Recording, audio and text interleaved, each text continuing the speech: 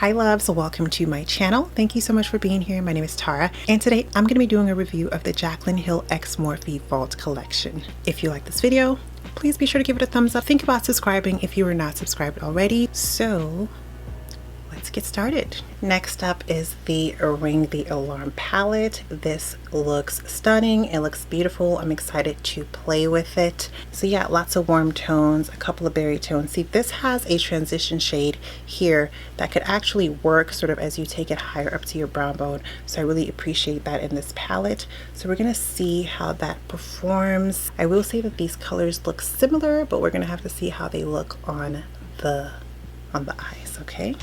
This eye is primed, as I always prime my eyes, with the LA Girl Pro Conceal in the color Fawn, and then I just set it with my Sacha Buttercup setting powder. I'm going to be doing another halo eye, basically the same thing I did on this eye, This is a great way to also kind of practice your eyeshadow techniques. Just switch up the colors and just do the same thing over and over and again until you get the technique down.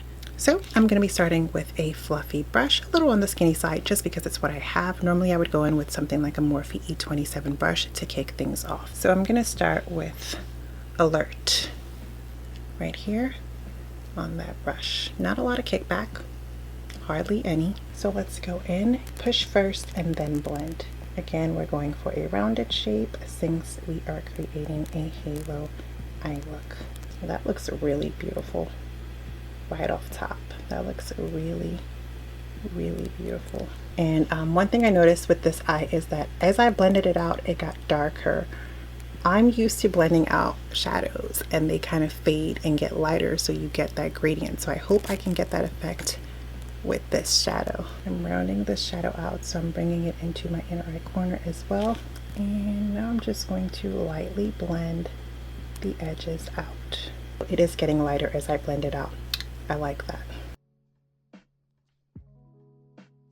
All right, so that's nice. And because it gets lighter as I blend, I can take it up higher towards my brow bone, which is going to give me a little bit more lid space once I carve out my crease. I'm going to go in with Mugshot, same brush.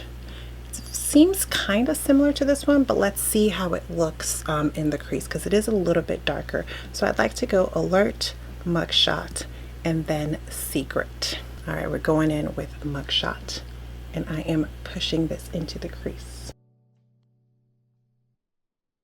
Let me clean my brush and try that again because right now it's looking like the same color. All right, I'm not seeing a difference between Mugshot and Alert, so that seems like kind of a waste. So I'm just gonna go back to Alert, although I will say Alert seems more pigmented.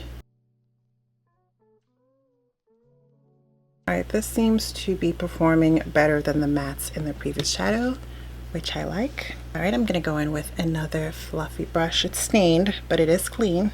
And I'm gonna go in with Secret, which is a true brown, slightly on the red side. That's okay, I like that. I'm going to pop that in my crease, packing it on first, and then bringing it around. Oh, I'm feeling this color. Yes, color. I am being really gentle with these colors because I really don't want no patchiness. I mean, they're pigmented. This is pigmented.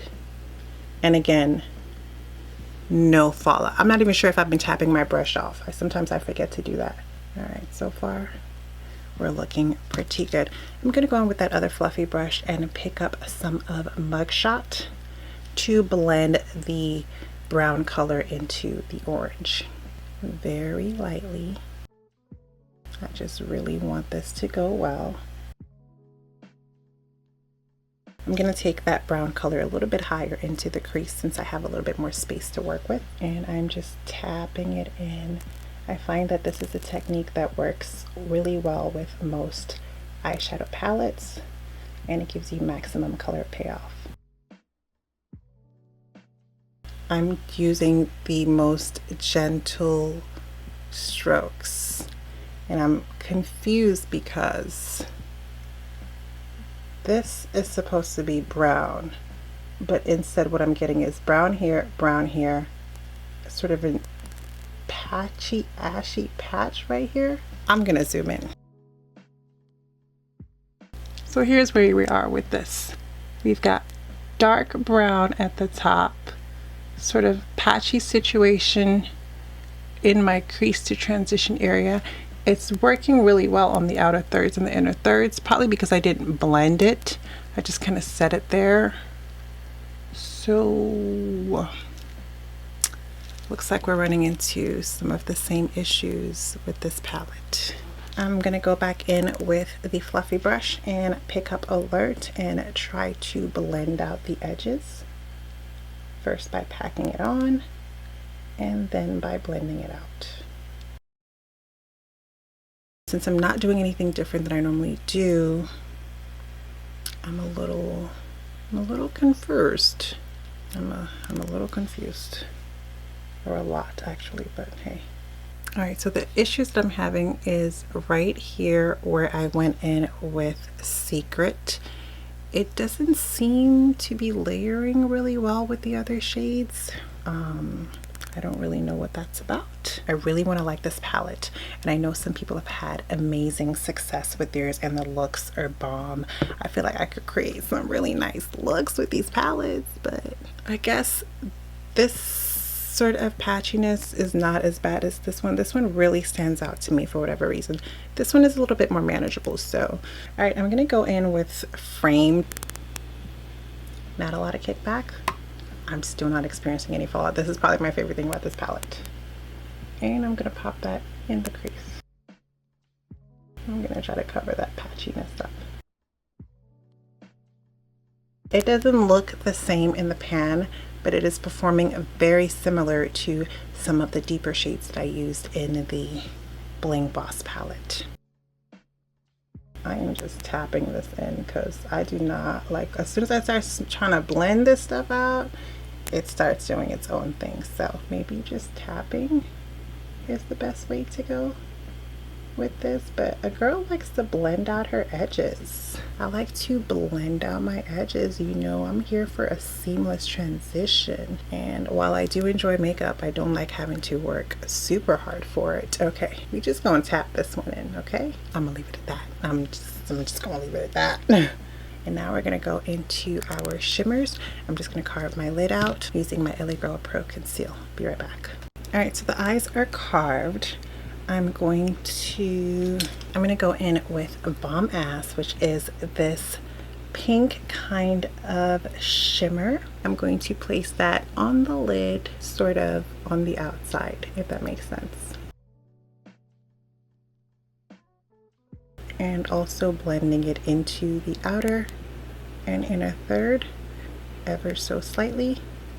I'm gonna go back in with the Framed color and bring that in to the center of the eyes a little bit more. It just started raining, so if you're hearing some noise, that's what it is. I'm then gonna go in with Lolly and layer that all over the center of the lid. This reminds me of a Juvia's Place color, actually. And that's kind of surprising. It looks good, just not what I expected. I expected a little bit more of the pink in it to come out, but I'm getting a little bit more of the gold in this color. But I'm okay with that. And when I get to the crease, I'm just going really gently. Halo eyes are really easy to create, and they just, whoop, look at the pop. Look at the pop. All right, overall, I will say that this performed better than the Bling Boss palette, at least so far. I'm gonna go in with On Camera, and I'm gonna place that along the top of that crease, or rather at the base of that crease, just for an extra pop. You know how we do. Ooh, I love that. I love that effect. And I'm also gonna put some on the bottom. I'm gonna go in with some more of Bomb Ass just on the outer third of that center area, just because I like that color and I want it to come through a little bit more. Ooh, halo. So yeah, I'm happy with this so far. I think because I cut the crease so high, I kind of covered the patchiness a little bit. So that's, you know, that's a hack. You know what I'm saying? So now I'm gonna do the lower lash line. I'm gonna place a little bit of brush on my lower lash line. See how that shows up. That's interesting. I think this would be a pretty color on a lid. Alrighty, I'm gonna go in with Siren, and I'm just going to, you know, layer that over on the lower lash line. This looks like a matte. It looks like it has just the slightest amount of shimmer. So that's Siren on the lower lash line, really pretty. I'm noticing that a lot of these colors look different in the pan, but on the lid they all kind of look the same. So that's just something to keep in mind. And now I'm going to go in with Boom on my lower lash line as well. I'm not really getting the payoff that I need, so I'm just going to wet the brush a little bit and see if that, yep, that's where it's at. So if you're not layering the shimmer over a wet primer or a wet concealer, I think that you are probably going to want to wet your brush before going in with it. And I'm kind of placing the shimmer in my waterline, but it is not showing up unless I wet my brush. But it is pretty. It is pretty. So for my inner eye corner, I'm first going to place a little bit of Rush right in there, just to see what that looks like, because sometimes you don't want to necessarily do a shimmer in your inner eye corner. That's pretty. It is a little bit chalky, but I still think it looks nice. I still think it looks really nice. So that's, I think, and also a way to use colors that might seem a little bit ashy. If you want to use them in your crease, try putting them in your inner eye corner, or try laying them on your lid, maybe over some concealer, to really get that pop. But I think that's really pretty. I don't have to go in with a shimmer, but this is me we're talking about, so I am. So I'm just going to go in with On Camera because I want to see what that looks like in the inner eye corner, and just that's interesting. Let's try that again. Seems like it would show up. It seems really creamy and buttery. Let me try that one more time. All right, there we go. We have Payoff. Just really had to press, but once I did, baby, that is gorgeous. All right, I'm gonna pop on some mascara and my Cocoa Lashes in the Queen Bee style, and I'll be right back. So this is the final look using the Ring the Alarm palette. I like the performance of this palette way more than the other one. I think that they were easier to blend. I did get a little bit of patchiness, which you can't see now because I covered it with concealer, but overall I felt that they blended a little bit easier. I love the color scheme. I think the shimmers are really pretty, really complementary. There's a nice range of transition colors, and even this color that's really light I can actually still use, so I really appreciate that. I'm gonna bring you guys a little bit closer so you can see what it looks like up close. See, you can't really see a lot of patchiness in this one as opposed to the other, you know, palette. So overall, I really like this palette. I'm probably going to be keeping this one, but I think that this is a really beautiful look here. So I definitely noticed that this palette also didn't have a lot of fallout, which I think is so cool. And the colors are pigmented, guys. Both palettes, the colors are pigmented. The only main issue, like I said, is that it just gets a little patchy. It doesn't layer very well with certain colors, but I definitely felt like the Ring the Alarm palette was a little bit easier to work with. All right, so 2 palettes down, and actually used, I think, every shadow in both palettes. Damn, girl. So I'm gonna move on to the next palettes. Be right.